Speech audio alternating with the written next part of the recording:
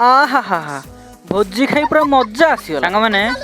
गोटे बाहागर भोजी को आम घर गुआ मिलता से आम 108टा धरी मु सीधा बाहरी पड़ी सांगरे धरी पड़ी बुलुआई को बाटर गला बेले देखी गोटे शंख सांग मैंने आम भोजी खाऊ जदि जाऊँगी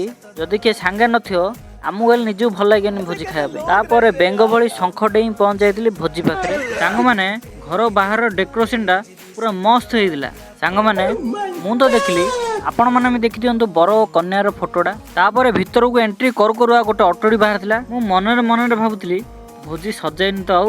तापर टिके आगू गला पर देखिलु जगतर नाथ जगन्नाथ बड़ ठाकुर को दर्शन कर सीधा पलि आसलु खाइबा स्थान को तापर आमको मिल जाइला खली पत्र नुह प्लेट पूरा प्लेट धरी पलि सांग मैंने आइटमटा होता भात डाली तरकारी आंबिला चिंगुड़ी माछ आउ छेली माउसी कुकुड़ा झोल खीरी न खाइले तो भोजी खाइला लगे से खीरी बेला पकई लास्ट पानी पैकेट पी वीडियो समाप्ति कर देइथिली। तो सांग मैंने आज ब्लॉगटा आपण मानू केमती लगिला आशा करछि भल लागिथो। रहउछि जय जगन्नाथ।